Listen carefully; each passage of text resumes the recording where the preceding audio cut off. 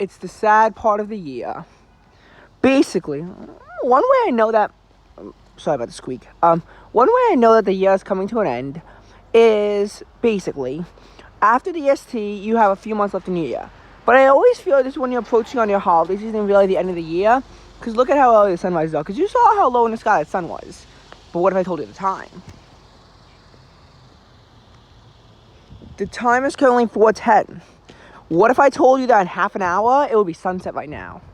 And this is that whole point in the year. So I kind of want to break it down for you from how the year goes progressively in terms of our sunrise and sunset. So, for example, when the new year starts, you have a 7:18 a.m. sunrise. So, for about a week, it's going to be at this level. Your earliest sunrise being on January 3rd. And it's because of the fact that your solar noons are still being pushed back. So, they start at the year at 11:57 a.m., but then they gradually get pushed back throughout the month. And this is because they eventually have to wind up reaching 12:08.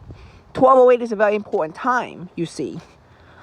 Because 12:08, at 12:08, that's going to be the latest that solar noon will get to without the help of DST. Because of that, you essentially experience more of an increase in sunrises. And your sunrise will actually get later until the big moment comes where you gain more than 54 seconds of light in a day. So if you are gaining less than 54 seconds of light in a day, which happens for the first few weeks, this isn't going to happen. After that, it will start to happen, but trust me, it moves at a quite a slow rate. Though close to the end of the month, you start to gain more than 2 minutes of daylight, a trend that will continue until the middle of May.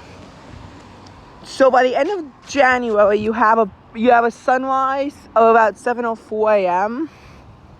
I'd say about sunset like 5:08. I don't know. So you just got over 10 hours of daylight. Actually, I'm starting to think no, it can't be 7:04 to 5. That won't work. I don't think it would work, at least. Yeah, I don't think it could be 7:04 to 5, which is what I used to think, which would be just under 10 hours. I'm starting to get more skeptical of that, though. I'm starting to think it might actually be like 10 hours and 5 minutes, not 9 hours and 55 minutes.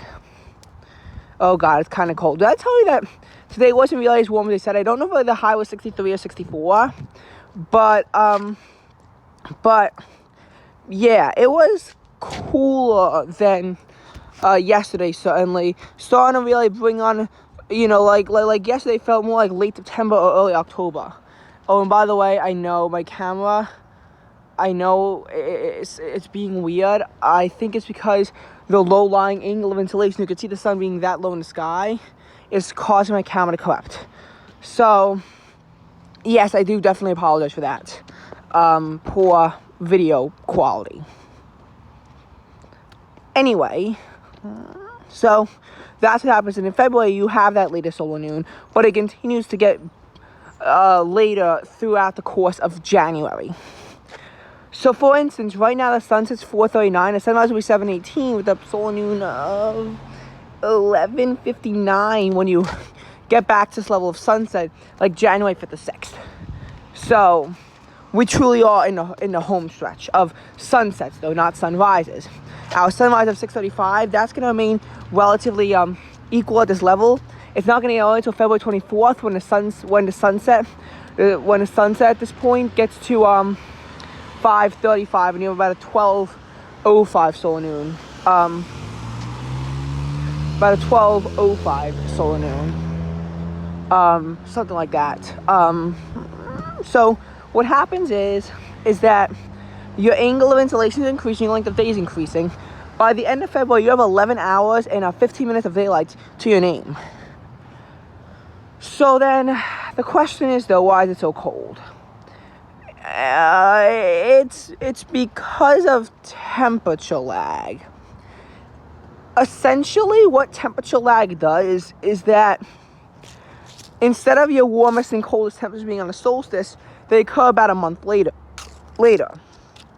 Because the thing is that in January, your day length is increasing and your angle of insolation is increasing, but the ground has been getting colder and it's been getting colder quickly, so it's not enough for it to actually wind up warming it up. That doesn't happen until about February, as a matter of fact, when the angle of insolation begins to get high enough that it can start to do that. And even then, it's more like late February where that starts to happen. Think February where your day lengths are approaching on 11 hours, which is, and at this point, due to your solar noons, which are late, but of course you don't have the ST to your name, think in this end of February region, a 6:30 a.m. sunrise and a 5:30 p.m. sunset. So in early February, you'll be at about 10 hours of daylight, probably a little bit more than that actually. In like early February. So when the month starts out, yes, you'll have, you'll have a sunrise that's just a little after 7, a sunset that's just a little after 5, but yes, you definitely will wind up having all of that go on. So by March, you're in a new section of the year, and with that new section of the year comes more daylight with a catch. So your sunlight will improve and improve and improve in March. And on March 7th, you'll have a 6:18 a.m. sunrise and a 5:52 p.m. sunset. So your solar noon and the clock goes will be like either 103, 12:03 or 12:02, and it'll be 103 or 102 after, because that's what the ST does. Essentially, at 2 o'clock in the morning, you go to 3 o'clock in the morning.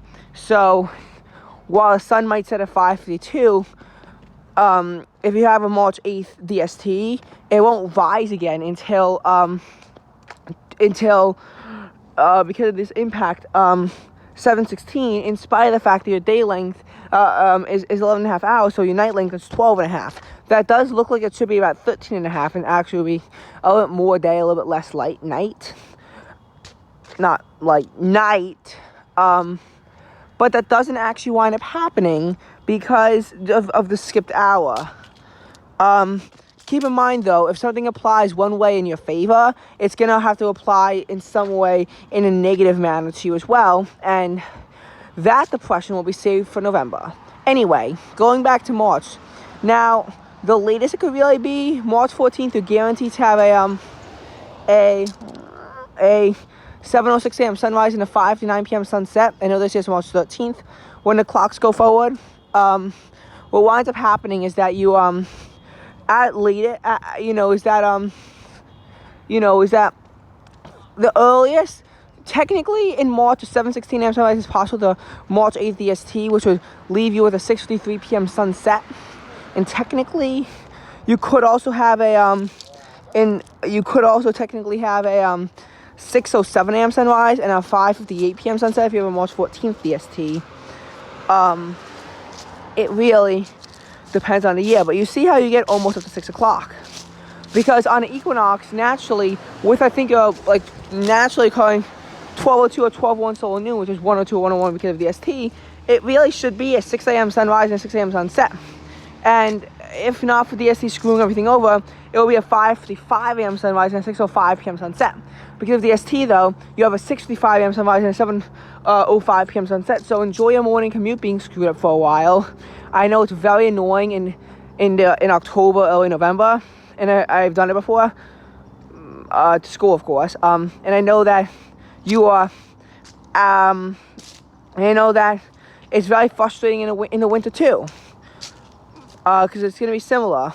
You're going to have to endure that one more time, but because of your day length, which at this point are increasing by 2 minutes and 43 seconds, it's going to help a little bit in being able to make it quicker. So you'll have about 11 hours and 15 minutes at the start of March, and at the end you'll have 12 hours and 40 minutes, leaving you with a 6:38 a.m. sunrise, but a 7:17 p.m. sunset, which is actually going to be very powerful. And I'm hoping that these leaves get racked up, because as you can see, I'm walking on this thing because there's no sidewalk, and I could easily fall into the road. It's a few inches down, but I could still do it. and I have a swim practice tonight, and also I'm doing this so I could practice different swim team for the school swim team, and I would really not want to fall because then I won't be able to do that, and my life will be ruined for the next 6 weeks. So yes, definitely I'm going to make a very strong advocacy. For the love of God, please pick up those leaves. It's not safe for walkers if they can't tell where the road is because there's leaves on it. So can people please pick them up? If I had the time, I would pick it up too, but I still have to go walk up somewhere, then turn around all before 4:55. That's when I have to be home because number one, I have homework, and number two, I have to eat dinner which has to be about an hour before swim. And number three, I have homework, I know. And even though I do have the day off tomorrow because Veterans Day, this video is made on the 10th in case it's being uploaded on the 11th. It's still a thing. But yeah, so, your insulation is going to be increasing. It's still going to be cold, but it'll be more enjoyable. And in April too, you're going to wind up getting to the point where your morning sunrise finally gets before 6 o'clock in the morning. Happens on April 25th, which, trust me, it isn't a very long period of time. So, and as your solar noon will begin to push up to about 12:50, you'll begin to see that it's getting bright in the morning just as well as it did at the end of March. But unlike March, a 6 o'clock sunrise, a 6 o'clock sunset, is nice, but in this case, the sunset will be like 7:40, so you have a much later sunset, much more evening daylight. You're gonna understand. It's kind of hard to understand the other solstice when you're at the other one, and even understanding an equinox is gonna be a little bit tough. If you're an equinox, it's gonna be a little bit a little bit difficult. To understand both solstices, but you could do it at your most efficient rate when you're at an equinox. So you'll see from February to April what really happens to your days. You'll see completely shift because the sun moves the fastest around the equinox. It moves about 10.5 degrees from the equator, as a matter of fact, during an equinox, which is, fun fact, almost half the length it moves. But it does that in just 1/3 of the time. Also, yeah, it's 4:23 right now. I didn't show you the time because I don't have enough time. So look at how low the sun is. It has to be at most 3 or 4 degrees of insolation right now. The total insolation is going to get lower too, but again, we're saving the depressing stuff for the end. And we kind of did it a little bit in the beginning, but trust me, what I'm going to say in the end is going to be a lot more emotionally turning than what I said in the beginning. Because in the beginning, it's just about progress. At the end, I'm going to talk about when you finally reach the end. And if I figure out how to edit something and add something in, at this point, I definitely will to make you feel more emotionally turned. Essentially, the end, if I can pull this off completely correctly, could become a try not to cry challenge. I'm going to be successful in this, but also it's because I've been acclimated to the information. You might not have been. Anyway, so what happens in May is that you have an early sunrise, early sunset. By May 10th, you begin to have a sunset of after 8 p.m. And the solar noon is starting to fall back a little bit too. So you sunrise, about 5:45. And by the end of May, you have 14 hours and 55 minutes of daylight. That is incredible. You're going to get to 15 hours and 5 minutes before the summer solstice and then fall back. So the earliest sunrise is 5:21 a.m., which corresponds to when the sun sets 8:26, 8:27 p.m. 5:22 a.m. sunrise, you have on the solstice, 8:28 p.m. sunset, because the solar noon is changing, but not nearly as much as is in the winter. And then 5:23 a.m. sunrise, you have an 8:29 p.m. sunset until it falls back to 8:28. And then you kind of continue along that way.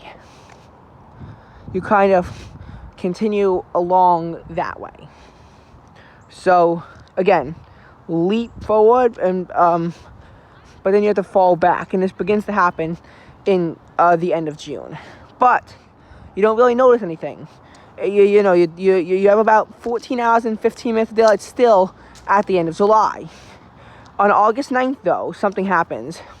The sun sets, get before 8 p.m. But the solar noon at this point is about 12:59 p.m., 12:58 p.m. There's going to be implications of this. The sunrise itself is only about 5:57 at this point. Then you have the day where you have only 14 hours of daylight, August 10th, at least here, with a 5:58 sunrise, I guess, and a 7:58 sunset. It will be 6:58 and 4:58 if not for the ST. Facts. Now, ooh, did I mess that up? I don't think I did. I'm gonna be upset if I did mess that up. What happens after that is that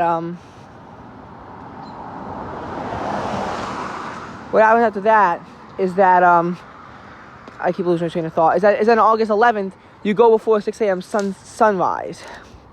So it's only 6 a.m. and a 7 to 6 p.m. sunset. This is going to be a first warning sign from when it goes from the 5 to the 8. Pretty quickly after that, it's the 6s and 7s. That's your first sign that you're heading into fall. And I know temperature-wise, you really can't feel it because you have to wait for the England to get a lot low because all that heat stored up. And that doesn't happen until late August. It's the same as in the winter. So it's still getting warmer and warmer. So I know it's hard to kind of understand what winds up happening. My camera's being weird. But just trust me on this one. That is what's going on. And by September, you only have 13 hours and 5 minutes of daylight left by the beginning of September. Now, what winds up happening in September is that things begin to become a little bit weird. So, on about September 15th, 16th, you get before 7 p.m. sunrise. And while your solar noons are moving up, think now about 12:46 and 12:45. You're getting close to your earliest solar noon when you factor in the DST, and then when you take it away, you'll begin to see how catastrophic this will become.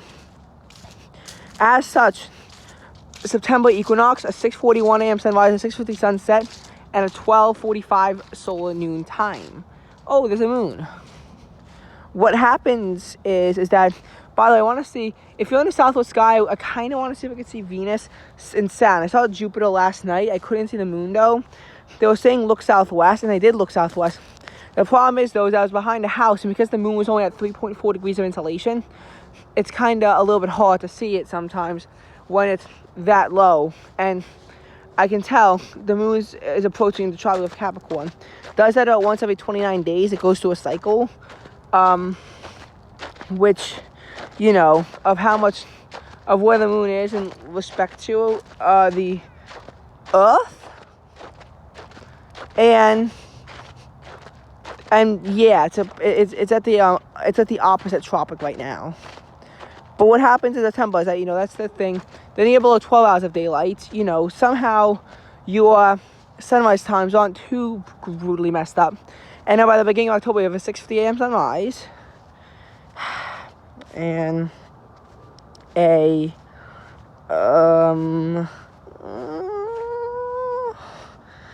I think 6:35 sunset and like a 12:42 solar noon. I mean, because you at this point you only have 11 hours and 45 minutes of daylight left to your name. Which, when I say only, you can understand you're still in a warmer part of the year. Still warmer part of the year. On average, you will be somewhat caught off guard, but at least you have nice temperatures to enjoy. You should probably milk that for the while that you have them before they eventually get decimated. Also, you should milk the remaining DST that you have. You should take walks later, because what you're going to understand is that soon enough, before you know it, you know, on October 23rd, for example, you have about a 7:13 a.m. sunrise and a 6 o'clock sunset. You're not going to get that 6 o'clock sunset back until just before DST. And even then, you know, it's still going to be a little bit cramped. You should really milk the remaining daylight that you have, because your solar noon times are going to, you know, eventually push up. I think at this point it's 12:38. It's going to eventually get to 12:37. in late October, early November, you're going to wind up having sunrises go from the 7:10 to the 7:20s. Sunsets go into the 5:50s. But then something happens. So on Halloween, you're always going to have a 7:23 a.m. sunrise and a 5:50 sunset. If you have a November 1st DST fallback, though, essentially the entire month of November will be in standard time. And it's going to be a 6:24 a.m. sunrise and a 4:49 p.m. sunset. But otherwise, it'll be 7:24 and 5:49. Now, on November 6th, in most cases, you're going to have a 6:29 a.m. sunrise and a 4:43 p.m. sunset. But this year, we wound up having a 7:29 a.m. sunrise and a 5:43 p.m. sunset because DST still was ongoing. But November 7th, that wasn't the case anymore. The clocks fell back. And with that, 6:31 a.m. sunrise and 4:42 p.m. sunset. It sounds like night is actually, you only have 10 hours and 10 minutes a day. It sounded like the night, though, was only going to be 12 hours and 50 minutes, 13 hours and 50 minutes, until you realize at 2 a.m. you go back. And then with that, it really hits you. Like, I saw I didn't get a photo of it, I saw one of the most beautiful sunsets ever, and I saw that at 4:55. Normally, it makes you happy to see a sunset, but this time I felt it was really depressing. And the reason why I felt it was really depressing, and I am sure you can relate to this too, is that it's just you've come so far. You're in the home stretch at this point, and it's just depressing to see the sun is going down at 4:42. Even though, yes, it's nice to have this morning daylight, it really shows you. Before then, I really couldn't think, okay, winter clearly isn't this close to us. It really is, and it's something that you must take awareness on. At this point, you have to understand that all this is showing is that winter is right on our heels. It's nice to have this morning daylight, and soon that's going to be decimated as well. And then now you're going to have this early sunset and this late sunrise, and you're really going to lose all of it because we still have about 50 more minutes of daylight left to lose, and most of it is points on the sunrise time. Because as your solar noon goes from 12:37 to 11:37, what winds up happening is that, you have your early sunrise and sunsets. They're going to concave too. Today we have 10 hours and 5 minutes of daylight. 6:35 a.m. sunrise and 4:39 p.m. sunset. Well, actually 10 hours and 4 minutes, but I'm going to advance to 5 minutes every single time in case you didn't already pick up on that. It's not misinformation. It's me being lazy and rounding. Is that the ice cream man? It's November. I didn't bring money with me because I didn't bring money with me in late September when it happened, though I probably should have because it would still get into the 70s. It's November. It's literally like in the lower 60s, probably at this point in the upper 50s, and that's kind of warm. We're kind of warm for our seasons. I know that what's going to happen, though, is that it's going to be a little bit depressing, is that we're going to have a very big front come in where we're eventually going to have days with lows in the upper 30s and highs in the upper 40s. I think it was supposed to happen the last time it got really cold. We got spared every single day. Got to at least 52 degrees, which was nice. But I don't know if that's going to hold up. I don't know if we're going to see that continue. It's like think about it. When it got to 52 degrees in late September or early October, one of those two, September 30th or October 1st, trust me, it really hit you when it was that cold, and that was a low. But now think about it, it's becoming the high. You think about it, in the summer, it really only very rarely gets below 60 degrees, but we're going to start to get to a point where it's very rare the high gets above 60 degrees. Very rare indeed, and there's going to be points where even getting into 50 is going to be very hard. Meteorologically, the record low here in August was 48 degrees. And that was a record low that we're probably not going to see again with climate change. The average low in August starts out at 67 degrees and winds up moving down to about 64 before September starts. So to think about it, even it getting into the 50s is impressive. And it didn't happen this year. It would happen on July 31st, and then it would happen again on September 3rd and 4th. So August narrowly missed the cut. Generally, it does hit the 50s once during August, though. And honestly, with the exact way it got spaced out, I could see why it didn't happen in August. But you're starting to get to this point where it getting into the 70s is starting to become very rare, and met with still frosty nights to form extreme temperature differences. We had one on October 2nd where we had a low of 49 and a high of 76. We had it yesterday with a low of anywhere between 41 and 43 and a high of 70. Before that, we last saw on June 1st with a similar low of 49 and high of 76. We saw them quite a bit during May. I don't know if we saw it during April. We did see it a few times in March. They're more likely to happen in the fall and spring than in the summer and winter. That's just how it works, And with your amount of daylight too, that's what's going to happen, is that you're going to begin to see it fade away. So that's technically an incorrect analogy. By Thanksgiving, your sunrises remain early at 6:53 a.m. They're clearly getting later. Your sunset's 4:29, and your solar noon is still about 11:40. You're going to see the most solar noon progress in this retrospect in December. So then December comes, and you hit your early sunset at 4:06 p.m., which you hold for 2 weeks. Your sunrise time moves from about 6:58 a.m. to about 7:10 a.m. It's, on December 3rd, you have a sunrise before 7 a.m., and that's going to hold out until February 4th. So it's going to be 2 months of this again. But it's going to be a lot more long-lasting, and it's because, again, they're not met in parallel motions. So by the time of the winter solstice, it's a 7:14 a.m. sunrise and a 4:29 p.m. sunset. Trust me, it's a little bit weird how everything all functions out, but this is how it all comes down. The next day it's 7:15 and 4:30. Again, you're seeing progress at night, but a negative motion in the morning, which is what happens because on the solstice you have an 11:51 a.m. solar noon. And that's really the purpose of the video. The purpose of the video is to talk about how insolation moves out throughout the year.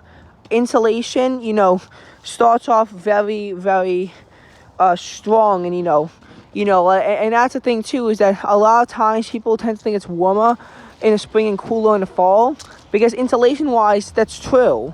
Temperature-wise, spring generally averages a little bit more than fall does, but it's not a significant thing.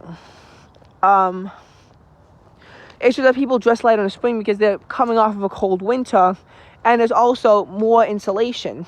Like, if you look at it, if you compare the angle of insolation on October 24th and April 24th, which are equal, but look at the angle of insolation. One has an angle of insolation of 60 degrees, and then the other day has an angle of insolation of 38 degrees. Because, look at the equinoxes. Both days have 49 degrees of insolation. But on the spring equinox, it has an average high of 49, average low of 34, I want to say. And on a fall equinox, it's an average high of 72 and an average low of 56. So you could see how one is about 23 degrees Fahrenheit warmer than the other. So we had really just entered the colder half of the year. It's a bit depressing to think about that way. You, of course, you can see fluctuations. For example, typically the coldest day of the year is January 29th. This year it actually fell on January 25th. It got down to 14 degrees. High was 25, which was probably also the lowest high as well. But we saw August as significantly warmer than July here. August 26th, the lowest 76 or 75 or 74, which wasn't the highest low we had. August 19th saw a low of 77, but August 27th was the hottest day with a high of 93 and a lot of humidity packed in there as well. But that was in August. That's the alarming thing, You know, the fact that we actually had to do a marching band thing once, and we had 5 real rehearsals. And I was wearing pretty similar clothing throughout all 5 of them. And, you know, the first one, you're cooking at about 51 degrees of insulation. You still are technically in the summer. But that they had abnormally high heat, which wound up being 84. And, you know, and even though it wasn't quite that warm during practice, I still think that, I'd say it's like dressing for when it's 40 degrees, when it's 60 degrees. Think about it that way, to think about how hot it was. Think about how much you'd really overheat if you did that. The next time, you had about 48 degrees of insulation. You weren't cooking as much, and really it was cold when it started. It started out at 63, low of 55, but the high of 76, trust me, it warmed up quickly, and both days had low winds, and it was sunny. It really did begin to push it, in my opinion. It really did begin to push where you could really go. But I felt the strain on my body, at least, wasn't the same as on the 18th. October 2nd, it was pretty much the high of 76 throughout the entire practice, and then the low got to 49. But that was quickly decimated because you're going into a very warm period for the next 2.5 weeks. But the fact of the lower insulation, that it wasn't getting to 45 degrees, helped. October 9th was completely cloudy, so even though it was like in the 60s the whole time, it was in the 60s the whole day basically, I felt that it was actually extremely cold and the wind was coming on. October 16th was definitely very windy, but 42 degrees of insulation isn't very strong, but it also isn't particularly weak. So, you know, and again, it was similar to the 25th in temperatures. The exception with this day, though, was that this day I did somewhat feel as a bit more relieving. But it wasn't crazy. And that's a point of this video, is to symbolize how, you know, you move through the year. But when you move through the year in temperature and insulation, I do want to make this a clear point. You don't do it the same way. So, yeah. I know this was a very, very long video. I probably used a fair amount of data, but that's okay. We're starting off in a new month. 30 gigabytes of data. You know, I'm feeling confident about our data. Hence why I made a long video. I'm not going to be making too many super duper long videos like this, because until we get closer to the big event, the winter solstice. I know that we're getting close to the winter solstice, but it still isn't happening. I would say, you know, look at some of those Arctic cities. You know, in Barrow, the sun is going to set for the remainder of the year on November 19th. In Murmansk, it's going to happen on December 2nd. And think about that. In Verkhoyansk, it's going to set on December 14th, but not for the rest of the year, because they're close enough to the Arctic Circle where the sun will actually go up for them on the December 30th. You know, all it needs is for the sun to move 21 miles. It's just that it takes so long for the sun to move that 21 miles near the solstice. But yes, all the sun needs to do is move 21 miles. And you'll eventually see your insulation begin to improve. But it won't be super crazy. Once it ges below 30 degrees of insulation here, it stays like that for 2 months. Once you get below 4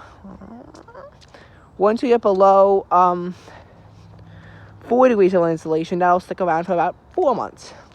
50 will stick around for a little bit more than 6. You're only going to be above 60 degrees of insulation for about 4 months. And you're only going to be above 70 for about 2. But with a minimum of 25.8 and a maximum of 72.7, that's going to really symbolize something. Also, I might have been a little bit off about some of my percentages of things, rather, about the insulation. I know I am off. Yes, so this is a long video. Please subscribe to the channel, because if you want me to make some more super long videos and have an official setup, I'm going to need a bigger fan base to be able to do so. definitely advocate for the leaves to be picked off the side of the road, and I'll see you later.